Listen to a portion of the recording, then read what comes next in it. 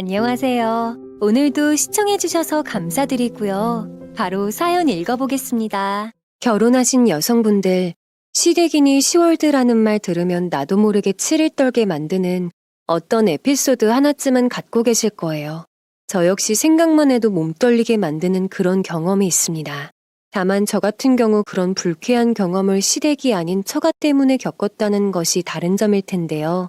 남들보다 배로 악독한 처가와 그로 인해 거쳐야 했던 지옥 같은 저의 결혼 생활 이야기. 힘겹겠지만 지금부터 여러분께 털어놓아 볼게요.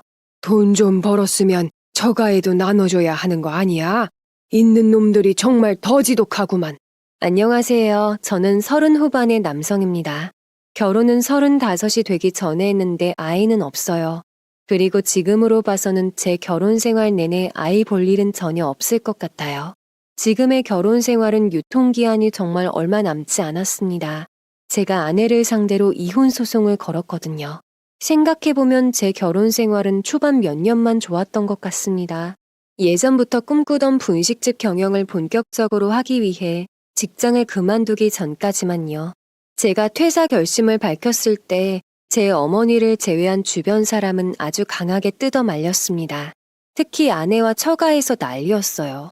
장모님은 무례한 표현을 써가면서 저를 향한 실망을 노골적으로 드러냈죠. 아니, 자네 지금 제정신인가? 회사 때려치고 떡볶이를 팔겠다니. 내가 자네 대기업 다닌다고 해서 결혼시켜준 거지. 시장 바닥 장사치 될 거였으면 절대 내 딸 안 내줬을 걸세. 아내의 반응 역시 장모님과 별반 다르지 않았습니다. 아내는 심지어 이거 사기 결혼으로 봐도 무방한 거 아니냐고 그랬어요. 난 자기가 탄탄한 직장 다니는 게 좋아서 그거 보고 결혼한 건데 내 입장은 고려 않고 퇴사를 하는 건 말도 안 되는 처사 아냐? 저 또한 다니던 직장, 흔히 말하는 대기업에 정년까지 다니고 싶었습니다. 하지만 대기업은 괜히 대기업이 아니더군요. 새벽 1시에서 2시에 들어오는 고된 업무, 진급 압박. 무엇보다 제가 감당하지 못할 정도의 스트레스는 제 몸을 죽음으로 내몰고 있었습니다. 회사를 그만둬야겠다라고 결정했던 순간은 야간에 제가 심장을 부여잡고 쓰러지면서부터였습니다. 응급실에 실려가 각종 검사를 받았는데 의사 선생님께선 호르몬 수치가 매우 불안정하다고 일단 약을 처방받고 지켜보자고 하셨어요.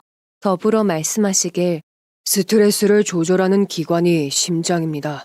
지금 환자분의 몸 상태는 교감신경 등이 너무 망가져 있어 몸이 감당을 못하는 겁니다. 일단 약으로 치료해 보겠지만 한두 달 쉬시는 게 나을 것 같네요. 몸이 안 좋은 건 알았지만 이 정도일 줄은 몰랐었죠. 하지만 일을 그만둘 순 없었고 2달이 지났을 때 다시금 동일 증상이 느껴졌고 그때 회사를 그만두기로 한 것이었죠. 정말 죽음의 공포였습니다. 그 징후는 안 당해본 사람들은 모르실 거예요. 하지만 아내는 이런 저를 이해하지 못했습니다. 남들 다 겪는 스트레스인데 뭘 그리 유난 떨어. 좀 강하게 생각하면 안 돼? 아내는 제 몸 상태를 단순한 스트레스로 치부하고 냉담하게 반응했었죠. 이런 저를 유일하게 아껴주고 이해해주는 사람이 바로 어머니였습니다. 무엇도 수십 년간 장사를 해오신 어머니의 수완에 전적으로 기댈 수밖에 없었습니다. 그래, 살아있어야 뭐든지 다시 할 수 있는 거지. 엄마랑 장사나 하자. 그거면 먹고 살 수 있을 거야. 그렇게 아내와 처가의 냉혹한 반응에도 불구하고 저는 꿋꿋하게 분식집 준비에 돌입했습니다. 이 힘든 시기를 버티게 해준 것은 홀어머니의 따뜻한 애정과 든든한 지원 덕이었죠. 내가 능력되는 한 최대한 도울 테니까 너는 다른 거 다 신경 끄고 어떻게 하면 장사를 잘해볼까 그거 하나만 생각해라. 점포 걱정도 하지 마라. 엄마 소유 상가에 내면 되니깐 말이야. 어머니와 함께 분식집을 하기로 결정한 건 신의 한 수였습니다. 눈 감고도 무엇이든 뚝딱 맛있게 만들어내는 어머니 덕분에 첫 손님의 대부분은 재방문을 해주셨고 그 중에는 단골을 자처하는 분도 많이 나왔죠. 저는 아내와 장모에게 분식집이 잘 되고 있다고 전하며 언제 한번 같이 와서 식사라도 하라고 권했죠. 그런데 두 사람은 제 초대를 거절했어요. 아내는 회사에 일이 많아서 피곤하니 시간 있을 때 조금이라도 쉬고 싶다는 핑계를 댔고 장모님은 분식 같은 건 당신 취향이 아니라는 게 이유였죠. 내가 떡볶이 먹으러 금온대까지 가야겠나? 그리고 사장이 자기 가게 잘 된다고 하는 거는 믿을 게 못 되네.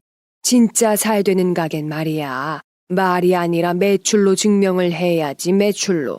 장모님은 제 분식집이 소위 말하는 대박집도 아니라 굳이 가서 볼 필요도 없다는 식이었죠. 저는 뭐라 대답할지 몰라서 황망히 전화기를 붙잡고 있었어요.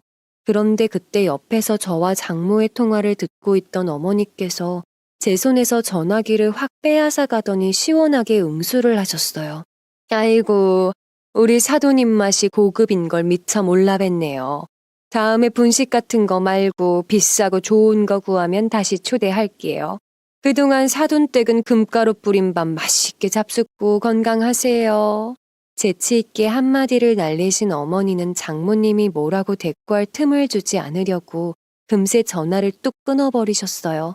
저는 장모님 때문에 괜히 어머니가 불쾌해지신 건 아닌가 걱정이 되어 물끄러미 어머니 얼굴을 바라봤습니다. 그런데 어머니는 도리어 저를 똑바로 쳐다보시더니 내가 밥장사만 20년 하면서 별 인간군상을 다 겪었어. 너네 장모 정도면 완전 하수지. 하며 오히려 아들을 위로해 주시는 거였어요. 어머니와 한 팀이 된 덕에 분식집은 순풍을 맞은 배처럼 순조롭게 앞으로 쭉쭉 뻗어나갔어요. 하지만 저는 그걸로 만족하지 못했어요. 그래서 눈코 뜰 새 없이 바쁜 와중에도 시간을 내어 배달 서비스 등록을 했습니다. 시간이 지나자 이러한 제 예상이 맞았다는 걸 알 수 있었어요. 배달시켜 먹어본 사람들은 거의라고 해도 좋을 정도로 다시 주문을 했고 이로 인해 매출도 상승 곡선을 그리며 빠르게 증가했어요. 무엇보다 어머니의 소유상가라 임대료가 안 나가는 것도 큰 몫을 차지했었죠. 내 평생 장사하면서 이렇게 큰 돈은 처음 벌어봤어. 이게 다 대학에서 회사 경영 배우고 대기업도 다닌 아들 덕이 아니고 뭐겠냐. 아들 정말 너무 고맙다. 분식집이 엄청나게 성공하자 아내의 태도에도 확실한 변화가 있었습니다. 일단 저를 대하는 게 크게 달라졌어요. 전에는 너무하다 싶을 정도로 제 일에 무심했는데 분식집이 대박났다는 걸 안 이후에는 생전 안 부리던 애교를 부리고 콧소리를 섞어가며 귀가하는 저를 반겨주더군요. 어서 와 여보. 아유 벌써 12시가 다 됐네. 오늘도 손님 엄청 많았나 보다. 오늘은 뭐가 제일 많이 팔렸어? 김밥, 순대. 아니지. 역시 떡볶이인가? 떡볶이 몇 인분 나갔어? 저는 아내가 하루 매출이 얼마 나왔는지 캐내려고 머리를 굴려 던지는 이 질문이 굉장히 불편하게 느껴졌습니다. 그래서 그냥 뭐가 얼마나 팔렸는지 안 세봐서 모르겠다. 고 거짓말로 둘러댔어요. 그냥 대충 내뱉은 이 말에 아내는 호들갑을 떨며 잔소리를 했어요. 내가 못 살아. 사장이라는 사람이 품목당 매출도 안 따져보고 장사해? 자기는 진짜 나 없으면 안 되겠네. 내가 언제 한번 가서 가게 좀 봐야겠다. 돌아오는 토요일, 아내는 예고한 대로 가게를 찾아왔어요. 그런데 아내는 혼자가 아니라 장모님과 함께였어요. 장모님을 본 순간 제 머릿속에는 갑자기 무슨 바람이 들어서 여기 오신 거지? 하는 생각이 스쳤습니다. 장모님은 매서운 눈초리를 하고 가게를 이리저리 살폈습니다. 그렇게 가게를 한번 빙 둘러보고는 자리에 앉자마자 대뜸 이렇게 말했습니다. 생각보다 손님이 많네. 그래, 이거에서 하루에 얼마 버는가? 장모님은 아무 예고도 없이 무례한 질문을 툭 내뱉으셨어요. 저는 너무 황당해서 할 말을 찾지 못하고 입을 떡 벌리고 있었지요. 하지만 저희 어머니는 무식은 참아도 무례는 절대 못 참는 분이라 곧바로 반격을 하시더군요. 사돈어른 뭘 그런 걸 물으세요. 사장한테 당당하게 매출을 알려달라시니 수고하네 한마디 하시면 될 거를요. 오신 김에 한번 잡숴보세요. 아하, 들었어요. 제 아들이 이런 거지 같은 가게 차려서 어떻게 살 거냐고 하셨다면서요. 잘 살고 있네요. 어머니가 아주 당당하고 괄괄하게 치고 나오자 장모님은 적절한 말을 찾지 못하고 얼굴만 붉히고 있었어요. 어머니는 장모님이 수치심에 떨든 말든 아랑곳하지 않고 어서 주문하라며 채근을 했어요. 그러자 장모님은 부들부들 떨며 떡볶이 1인분만 내오라고 짜증 섞인 말투로 대답했어요. 자리는 2개 차지하고 떡볶이는 1인분만 시키셔요? 뭐 어쩔 수 없지요. 참, 우리 가겐 선불입니다. 계산부터 먼저 해주셔요. 어머니의 말에 장모님은 신경질을 팍 부리며 지갑에서 카드를 꺼내 건넸습니다. 어머니 역시 질세라 장모님 손에서 카드를 획 채가셨지요. 그러자 또 장모님은 기분이 상한 티를 팍팍 내셨습니다. 얼굴을 있는 대로 구기고 포크로 떡볶이를 마구 헤집기만 하고 한 입도 드시지 않았어요. 저희 어머니를 상대로 괜한 신경전을 벌이느라 기분이 상했던 장모님과는 달리 아내는 분식집을 구경한 것이 꽤나 만족스러운 것 같았어요. 장사가 정말 잘 돼서 놀랐다. 손님들이 하나같이 맛있다고 감탄하면서 먹는데 내가 다 기분이 좋더라 하며 좋은 평가를 아낌없이 해줬죠. 그러면서 아내는 제가 회사 그만둘 때 좀 더 적극적으로 지지해주지 못한 게 후회가 된다고 했어요. 저는 아내에게 비록 늦은 감이 있지만 지금이라도 알아줘서 고맙다고 말만으로도 힘이 된다고 말했습니다. 아내에게 다른 꿍꿍이가 있을 거라고는 생각도 못한 채 말이에요. 2주쯤 지나자 아내는 저에게 할 말이 있다고 했어요. 아주 중요한 일이라며 말이에요. 그리고 돌이켜보면 이때부터가 악몽의 시작이었습니다. 자기가 애써준 덕분에 우리 집 형편도 많이 폈잖아. 여유 있게 산다고 해도 될 정도로. 그래서 말인데 우리 아기 가질까? 이참에 나 회사도 그만두고 아이 가지는데 완전 집중하는 거야. 아내의 말에 저는 뛸 듯이 기뻤습니다. 아빠가 될 거라고 생각을 하니 벌써부터 가슴이 마구 뛰었어요. 그때는 마냥 좋았습니다. 아빠가 된다는 감정에 가게도 안정을 찾아갔으니까요. 비록 회사를 사직하고 장사를 한다고 했을 때 여러 가지 문제가 있었지만 지나가는 일로 치부할 수 있었습니다. 게다가 아이가 태어나면 알콩달콩 행복한 가정을 꾸릴 수 있을 것 같았죠. 그리고 아내에게 건강관리가 중요하니 몸에 좋은 거 얼마든지 사 먹을 수 있도록 신용카드를 마련해주겠다고 했죠. 우리 부부의 아이 계획은 양가 부모님께도 한껏 반가운 소식이었습니다. 특히 저희 어머니는 눈물을 흘리면서 좋아하셨어요. 아내는 퇴사 후 예비 산모로서 본격적인 몸 관리를 하겠다고 하며 가장 먼저 요가학원에 등록을 했습니다. 임산부들이 가장 많이 하는 운동이 요가라며 말이에요. 그리고 요가만 해서는 제대로 몸을 못 만든다며 필라테스와 헬스와 수영도 추가로 수강하고 요리 잘하는 엄마가 되겠다며 베이킹과 요리 학원도 끊었죠. 그게 다가 아니었습니다. 아기를 갖기 전 몸을 깨끗하게 만들어야 된다며 앞으로는 철저히 몸에 좋은 것만 먹겠다고 하더니 백화점에 있는 고급 유기농 식료품점에서만 식재료를 사다 먹기 시작했죠. 그때는 그냥 그런가 보다 했습니다. 하지만 조금씩 이상한 징후가 나타나기 시작했습니다. 아이 용품을 사온다더니 별도의 비싼 물품만 구매해온 것입니다. 아내가 사는 대부분의 것들이 꼭 필요한 게 아니라 그저 쓸데없는 소비처럼 보였어요. 그러던 와중에 카드 결제일이 되었습니다. 카드값이 빠져나간 걸 본 저는 기겁을 하고 말았어요. 아내가 백화점 식품 코너에서 사다 드린 것만 거의 100만 원에 육박했습니다. 저는 카드 명세서를 들이밀며 화를 냈지만 오히려 아내에게 역공을 당하고 말았어요. 자기 진짜 너무한다. 아이 가질 사람한테 몸에 해로운 항생제 잔뜩 든 닭고기 먹으라는 거야 지금? 아내의 말에 저는 아이가 태어나기 전부터 자경미달의 아빠가 된 듯한 죄책감이 들었습니다. 하는 수 없이 저는 아내가 하는 대로 내버려 둘 수밖에 없었어요. 그러던 와중 저희 부부는 장모님의 초대로 처가로 가서 저녁을 먹게 되었습니다. 오랜만에 가는 처가라 양손에 과일이며 장모님 좋아하시는 고급 전병이며 잔뜩 사들고 찾아뵀죠. 장모님은 항상 푸짐하게 차려놓고 저희를 기다리고 있었습니다. 식탁에는 한우로 만든 갈비찜을 비롯해 각종 비싸고 좋은 재료로 만든 음식이 가득했는데 딱 봐도 준비하는데 시간도 많이 걸리고 돈도 상당히 들었을 것 같았어요. 장모님, 이거 보통 정성이 아닌데요. 특히 소갈비 맛이 정말 좋습니다. 고기가 입에 넣자마자 사르르 녹는 게 눈 감고 먹어도 딱 최고급 한우인 걸 알겠네요. 그렇지. 역시 백화점 물건이 좋다니까. 딸애가 주말마다 최고급 한우랑 유기농 채소를 푸짐하게 사다 날라줘서 매일 이렇게 잘 먹고 있어. 순간 저는 깜짝 놀라서 아내를 쳐다봤습니다.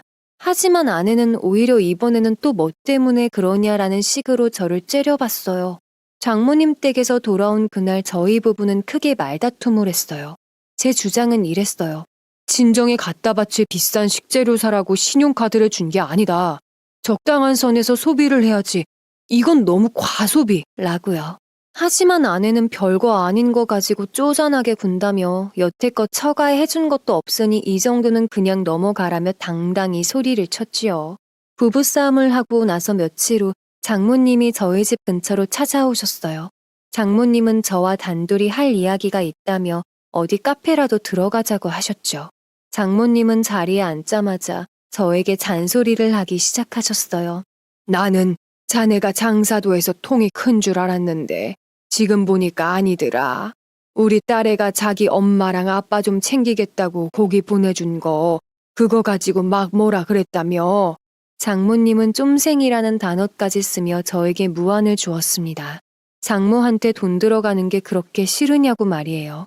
저는 그런 건 결코 아니라고 말씀을 드렸습니다. 하지만 장모님은 이미 기분 상할 대로 상했네. 라며 기분 나쁜 듯 팔짱을 끼셨습니다. 그러더니 저에게 실수를 만회할 기회를 주겠다며 이렇게 말씀하셨어요. 자네도 알다시피 자네 처남이 아직 일이 없잖아. 그래서 말인데 말이야. 자네가 우리 아들도 가게 하나 내도록 조언도 팍팍 해주고 자금도 좀 대주는 게 어때? 장모님의 황당무계한 제안에 저는 어이가 없어 코웃음 치고 말았어요. 저는 장모님께 딱 잘라 그건 안 된다고 말씀드렸어요. 그러자 장모님은 제 가족도 못 챙기는 사람이 어디 제대로 손님 장사 크게 하겠냐? 며 비난을 했습니다. 그 말에 저도 모르게 화가 나서 말씀드렸죠. 처남도 다 큰 성인입니다. 그 부분까지 제가 책임질 수는 없을 것 같아요. 장모님, 죄송합니다. 장모님은 그런 저에게 매정하고 속 좁다고 비난을 날렸습니다. 그리고 장사 조언 못 해주겠으면 돈이라도 빌려달라고 소리를 쳤어요. 저 역시 지지 않고 큰 소리로 돈 같은 건 못 빌려드리겠다고 응수했어요. 제가 강하게 나오자 장모님은 결국 자리를 뜰 수밖에 없었어요. 어이구, 치사하다 치사해. 있는 놈이 더 지독하다더니 딱 그 꼴이야. 장모님은 저를 쏘아보더니 커피값은 자네가 내게 라는 말만 남기고 뒤돌아 카페를 나가셨습니다. 장모님의 어이없는 행동에 저는 화가 났어요. 뒤쫓아가서 따지고 싶은 마음이 들었죠. 하지만 곧 마음을 고쳐먹었습니다. 처가 쪽 살림이 그리 여유 있는 편이 아니다 보니 마음까지 쪼들리나 보다 하는 생각이 들어서였죠. 제 어머님은 작지만 1층짜리 상가 건물도 있고 아버지는 양평 쪽에 펜션도 하나 있고 하니 그 여유를 본인들에게 내심 베풀길 원하셨나 봅니다. 하지만 그 방식이, 그 과정이, 인성이 너무 좋지 못했습니다. 이때까지만 해도 저는 어떻게든 평온한 가족이 되기를 바랬습니다. 그렇게 딱딱하게 굳어버린 장모님의 마음도 풀고 처가와의 관계 개선시킬 겸 저는 양가 가족들에게 1박 2일 일정으로 양평으로 놀러 가자고 제안을 했어요.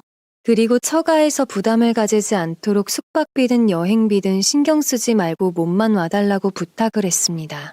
어차피 잠은 아버지 펜션에서 잘 거고 웬만한 건 펜션에서 다 제공해 주니까요.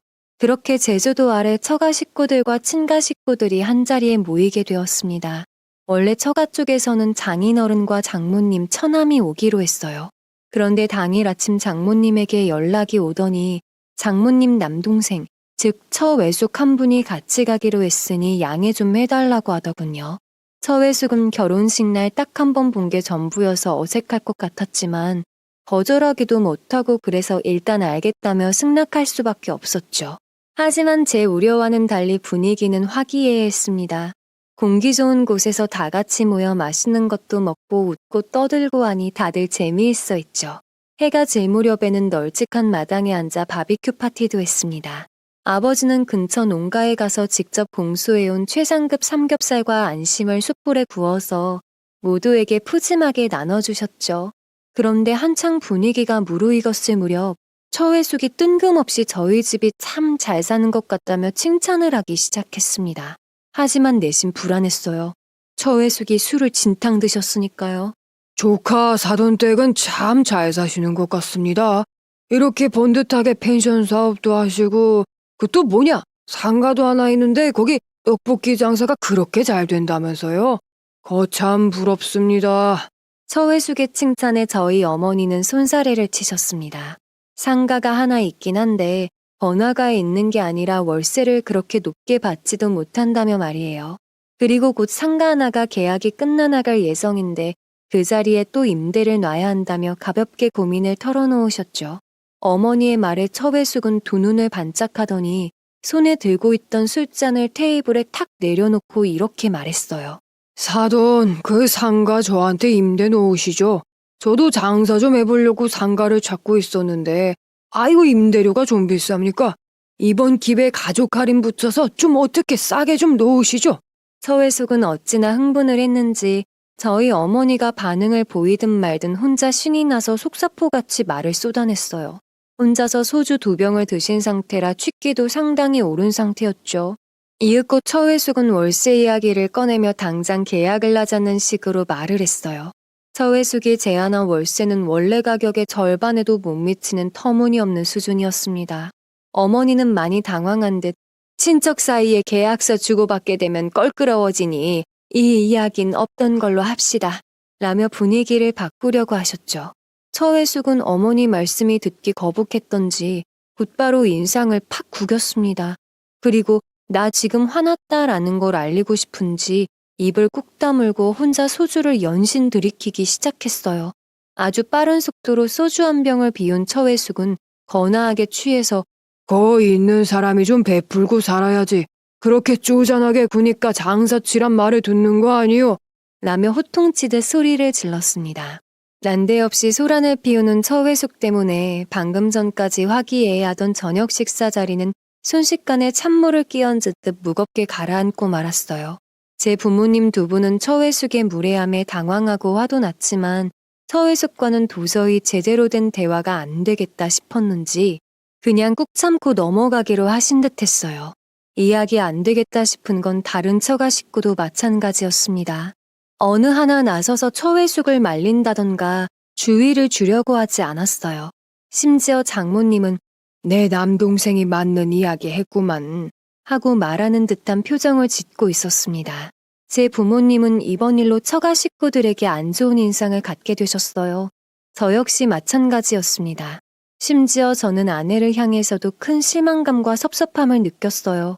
아내는 끝까지 자기 외삼촌은 딱히 잘못한 게 없다고 우겨대기까지 했습니다. 우리 외삼촌이 잘못한 건 딱히 없는 것 같은데? 그리고 어머님이 너무 딱 잘라 거절하신 건 사실이잖아. 옆에서 보는 내가 민망해질 정도였다니까? 저는 기가 막힌 나머지 아내의 말에 아무 대꾸도 할 수가 없었습니다. 아내 역시 어쩔 수 없는 처가 쪽 사람인 것 같다는 생각이 들었어요. 아내는 이번 여행일로 딱히 마음이 상한 것 같아 보이진 않았습니다. 그전과 다름없이 매일 자칭 임신 준비에 여념이 없었죠. 다만 한 가지 달라진 건 하루가 멀다 하고 자주 가게에 들른다는 점이었어요. 갑자기 분식이 확 당긴다는 게 이유였습니다. 임신 준비하면 입맛 같은 것도 바뀌는 건가? 안 먹던 떡볶이랑 튀김이 매일 생각나네. 아내는 가게에 들러 먹고 싶은 것을 마음껏 골라 먹었습니다. 고른 것을 집으로 가져갈 때도 있고 자리를 떡하니 차지하고 앉아 가게에서 먹을 때도 있었어요. 가게를 마치 제 방처럼 편하게 들락날락하는 아내가 제 눈에는 그다지 좋아 보이진 않았습니다. 한창 손님 많을 때 테이블 차지하고 앉는 것도 좀 그렇고 바쁘게 일하는 직원들 보기에 미안했어요. 하지만 예비 임산부니 남편으로서 배려해야겠다 싶어서 그저 아내가 하는 대로 내버려 둘 수밖에 없었죠. 그런데 그냥 보고 있자니 정말 너무한다 싶었습니다. 아내가 점점 민폐와 무례를 일삼기 시작한 겁니다. 무엇보다 가장 큰 문제는 아내가 직원들을 대하는 태도였습니다. 주문을 할 때 손가락을 까딱대며 거만하게 구는 것은 기본이고 나이가 어린 직원들에게는 반말을 서슴지 않았어요. 나이 많은 직원들 역시 함부로 대했습니다. 주방에서 같이 요리하고 설거지하는 이모님들에게 아주 버릇없이 굴었어요. 그러던 어느 날 일이 터지고 말았습니다. 아내와 주방 이모 사이에 큰 싸움이 벌어지고 만 겁니다. 사건의 발단은 역시나 아내의 까탈스러운 주문이었어요. 아내가 완벽하게 바삭하지 않다며 트집을 잡아 튀김을 다시 튀겨달라고 주문을 한 것에 참다 못한 이모가 한마디 하면서 두 사람 사이에 말다툼이 시작된 거죠. 아유, 사모님, 바빠서 정신 없는 거 안 보여요? 그 웬만하면 그냥 좀 잡수셔요. 손님들도 다 괜찮다고 맛있다고 드시는데 사모님만 난리야. 주방 이모의 지적에 아내는 길길이 날뛰면서 화를 냈습니다. 잡아먹을 듯이 대든다라는 표현이 딱 맞아떨어질 정도로요. 아내는 이모를 향해 삿대질을 하면서 직원이 왜 제 할 일을 안 하려 드냐며 따졌습니다. 이모는 사모님이 여기 사장은 아니지 않냐며 응수하셨죠. 머리끝까지 화가 난 아내는 들고 있던 튀김 접시를 이모에 냅다 던졌습니다. 접시는 이모님 가슴팍을 맞고 바닥에 큰 소리를 내며 떨어졌어요. 그러자 이모는 앞치마를 벗어서 저에게 건네주더니 이런 취급 받으면서 일 못하겠으니 당장 그만두겠다 라고 하셨습니다. 순간 머릿속이 새하얘졌습니다. 가게는 매일 눈코 뜰 새 없이 바쁜데 정말 일 잘하고 가게 돌아가는 사정도 빠삭한 이모가 그만두겠다고 하니 눈앞이 캄캄해졌던 거죠. 저는 이모님께 머리 숙여 몇 번이나 사과를 드리고 제발 그만두지 말아달라고 했습니다. 이모님 없으면 어떡하냐고 제 얼굴을 봐서라도 한 번만 참아달라고 간절하게 부탁했어요. 제 간곡한 간청에 이모님은 어느 정도 마음이 풀렸는지 알겠다라고 무뚝뚝하게 대답하시고는 다시 주방으로 들어가셨습니다. 이날 영업이 끝난 후 저는 이모님을 뵙고 다시 한번 정중하게 사과를 드렸습니다. 그리고 사죄비 명목으로 이번 달 월급에 50만 원을 더 얹어드리기로 했어요. 이모님은 몇 번이나 거절하셨지만 제가 한 사코 드리겠다고 하자 그럼 고맙게 받겠다며 제 청을 들어주셨죠. 이모님과의 사건이 있은 후 저는 아내에게 가게에 나오지 말아달라고 했어요. 예상대로 아내는 제 요구를 달갑게 받아들이지 않았습니다. 자기 정말 1억이야? 기어코 직원 편 들겠다 이거지? 좋아, 알았어. 안 가면 될 거 아니 안 가면. 예비 임산부라 잘해주겠다는 건 그냥 말만 그렇게 한 거였네. 아내는 가게 출입을 금지하는 저를 아내와 한 중요한 약속도 안 지키는 못난 남편 취급했어요. 그리고 예비 임산부에게 스트레스를 받게 했다며 마치 사람으로서 못할 짓을 한 것 마냥 비난하기까지 하더군요. 저는 아내를 더 도발하기 싫어서 별다른 토를 달지 않았습니다만 아내의 비난은 좀 지나치다고 속으로 생각했어요. 아내는 그 후로도 예비 임산부라는 말을 들먹이며 저에게 이거 해달라 저거 해달라 끊임없이 요구했어요. 허리가 아프니 침대를 좋은 걸로 바꿔달라. 식탁 의자가 불편하니 의자를 새로 사달라며 말이죠. 그렇게 1년이 흘렀어요. 여전히 아내에게서 임신 소식은 없었습니다. 저는 불안해지기 시작했어요. 아무래도 두 사람 중 누군가 불임인 건 아닐까 걱정이 들었습니다. 하지만 그건 기우에 불과했어요. 시간을 내 불임 클리닉을 찾아 필요한 검사를 다 받아봤는데 두 사람 모두 아주 건강하다고 나왔어요. 아내는 혼란스러워하고 있는 저를 보더니 부부가 건강해도 아이가 바로 생기는 건 아니라고 말을 했죠. 자기도 참, 아기가 그렇게 쉽게 생기는 줄 알았어? 우리 이제 아기 갖자 하면 바로 생기게? 조금만 더 기다려봐. 인내심을 가져. 그러다 보면 언젠가 생기겠지. 아내는 저에게 너무 조급한 게 아니냐고 핀잔을 줬습니다. 그러면서 초조하게 굴면 오히려 애가 잘 안 들어서니 마음을 편하게 먹으라고 했어요. 그리고 막상 애가 생기면 바빠서 애 없을 때가 좋았지 하고 돌아보게 될 거라며 여유 있는 지금을 즐기라며 조언까지 해주었죠. 그리고 몇 주가 지났을 때였습니다. 출근을 하려는데 차에 이상이 있는지 시동이 걸리지 않아 할 수 없이 아내가 쓰는 차를 타기로 했어요. 그런데 운전석에 앉는 순간 뭔가 신발 바닥에 밟혔어요. 저는 그게 뭔가 싶어서 손으로 집어들어 보았습니다. 그 물건의 정체를 파악한 저는 경악을 하고 말았어요. 그건 다름 아닌 피임약 상자였습니다. 알약으로 된 경구 피임약이었죠. 아내가 저 몰래 피임약을 먹고 있었던 거예요. 엄청난 배신감에 저는 몸을 부들부들 떨었습니다. 마음 같아서는 당장 집으로 올라가 이게 어떻게 된 거냐고 따지고 싶었지만 일단 출근이 급해서 차를 몰고 나갈 수밖에 없었어요. 그날 저녁 저는 아내를 대면해 이게 어떻게 된 건지 해명을 하라고 했습니다. 제가 내민 피임약 상자를 본 아내는 처음에는 당황했지만 금세 얼굴을 싹 바꾸고는 이렇게 말했어요. 아니, 내가 생리통이 심해서 병원에 갔는데 피임약을 처방해 주더라고. 그래서 어쩔 수 없이 먹은 거야. 그런데 자기는 왜 이렇게 화를 내고 난리야? 내가 뭐 못할 짓이라도 했어? 태연한 얼굴로 사정을 밝힌 아내는 도리어 제게 생사람을 잡는다며 신경질을 냈습니다. 몸 아픈 와이프 생각도 못 해주냐며 짜증도 부렸고요. 그리고 다른 심한 말도 했습니다. 자기는 애기 만드는 기계가 아닌데 제가 아내에게 임신을 억지로 요구한다며 비난을 했어요. 저는 한사코 그건 아니라고 부인했지만 아내는 제 말은 듣지도 않고 임신 부담을 준다며 소리를 질러댔죠. 피임약 때문에 아내와 크게 싸운 후 며칠이 지났을 때였어요. 오픈을 앞두고 한창 바쁜 가게로 장모와 처회숙이 들이닥쳤습니다.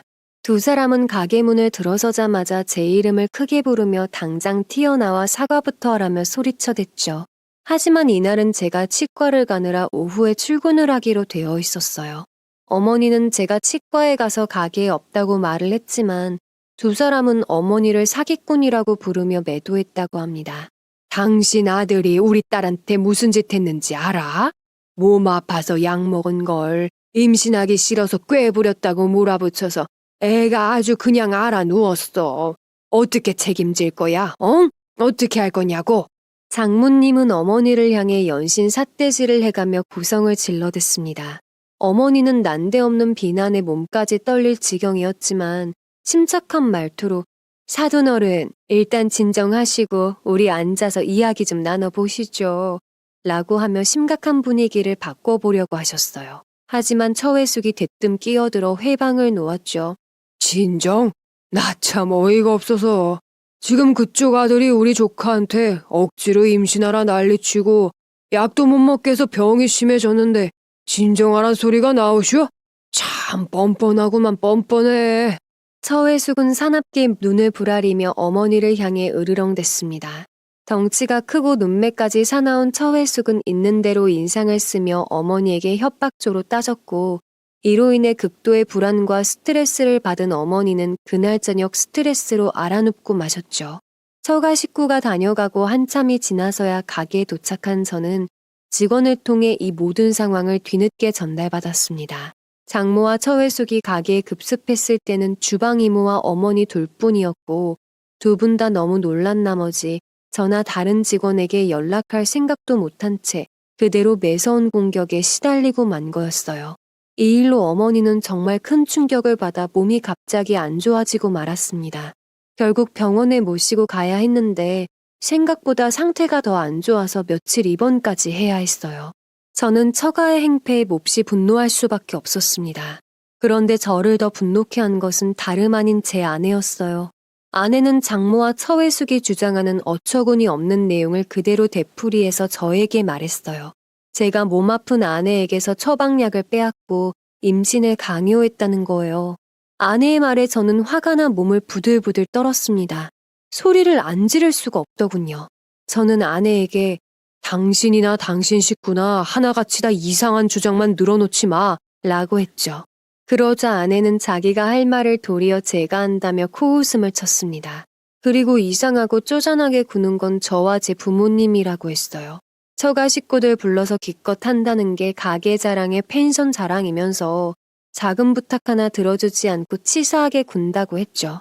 남편 가게도 맘대로 못 가게 막아놓고는 아기는 아기대로 가지라고 하고 어느 여자가 그걸 좋다고 하겠어. 나는 그런 취급받고는 도저히 못 살아. 알아들어? 이제부터 별거야 별거. 아내는 악에 받쳐 소리를 지르고는 안방문을 쾅 닫고 들어가더니 그대로 문을 잠가버렸어요. 저는 어안이 벙벙해서 한참을 우두커니 서 있었습니다.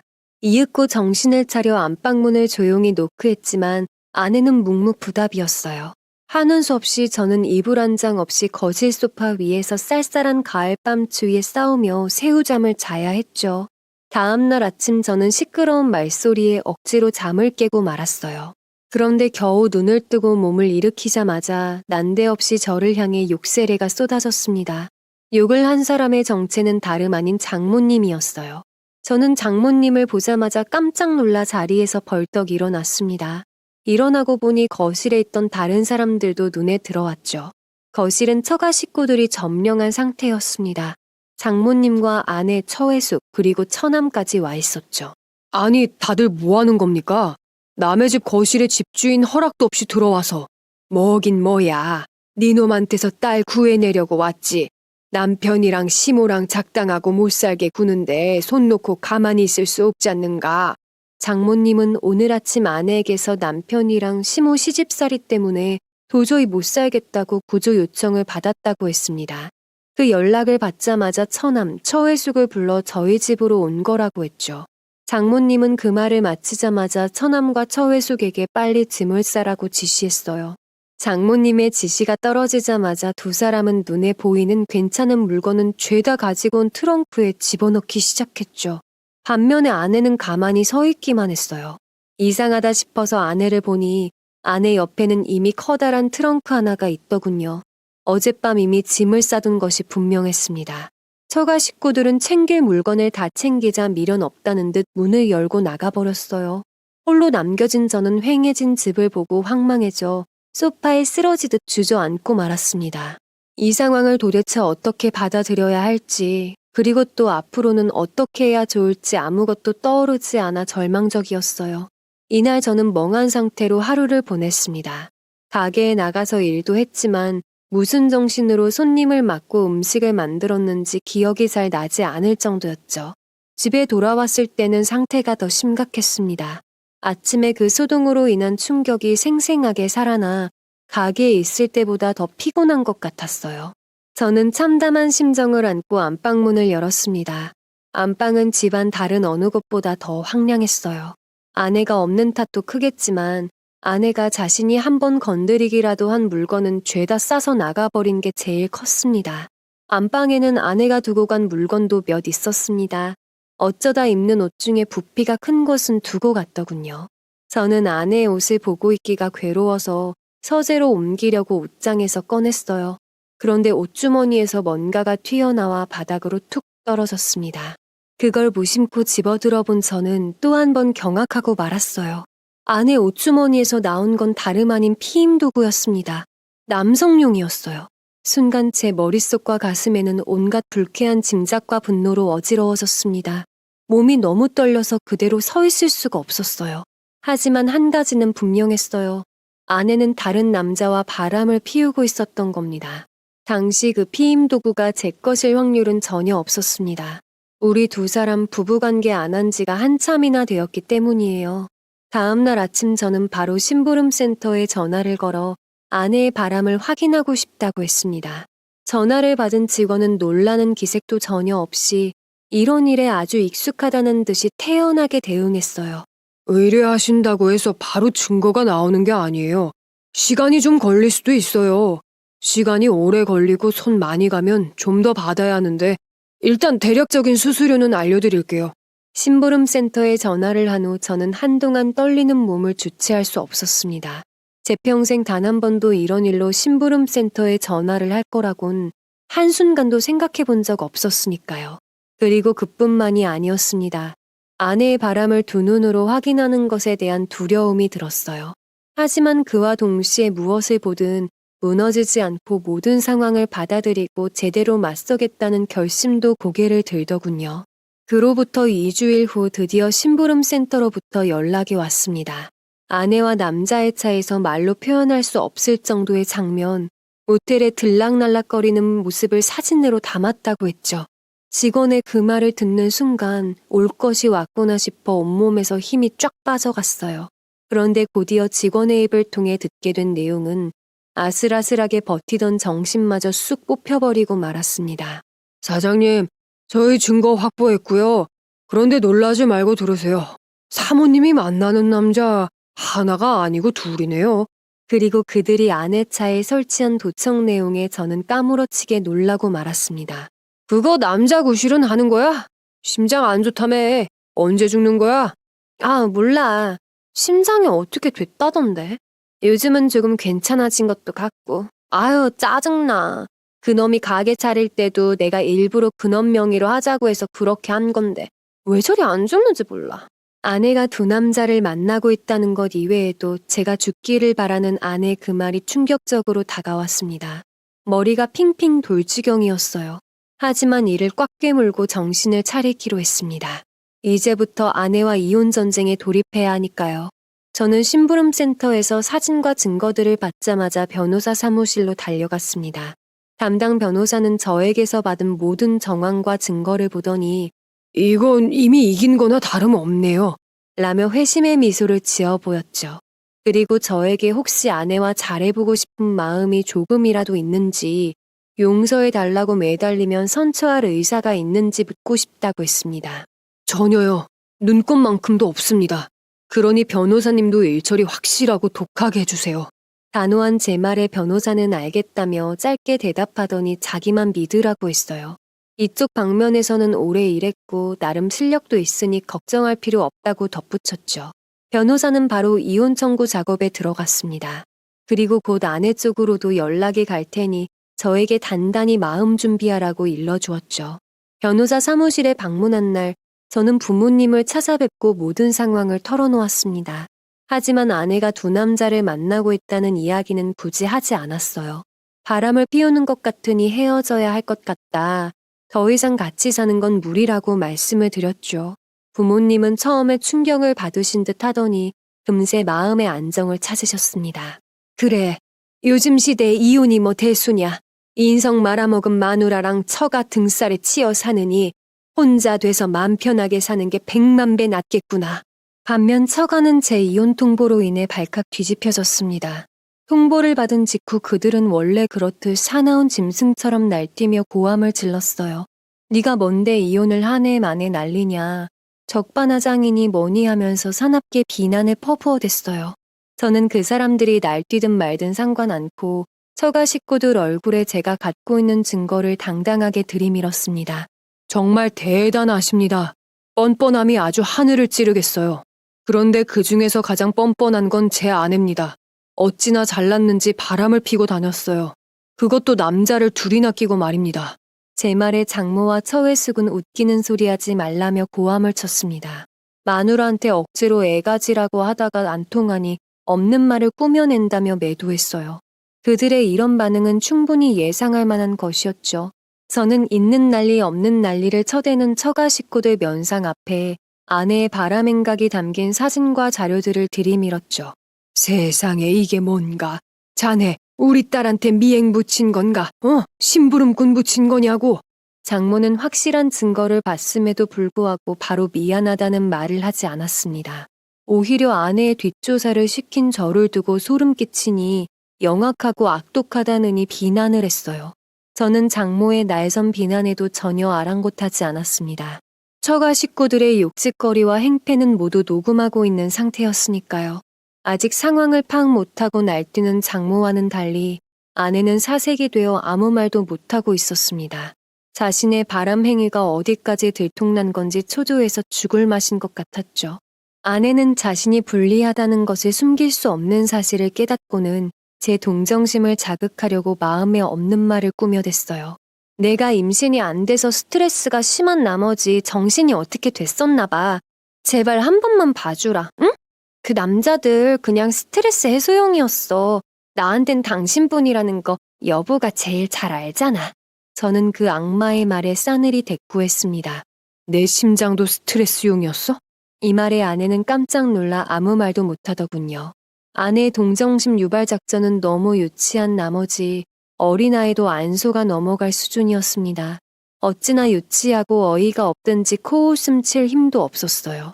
저는 제 팔 하나에 애처롭게 매달려 불쌍한 표정을 짓고 있는 아내를 마치 더러운 벌레 쫓듯 떼어내며 이렇게 말했어요. 나는 그렇게 비정상적인 방법으로 스트레스 해소하고 다니는 여자랑 살 생각은 추호도 없어. 알아들어?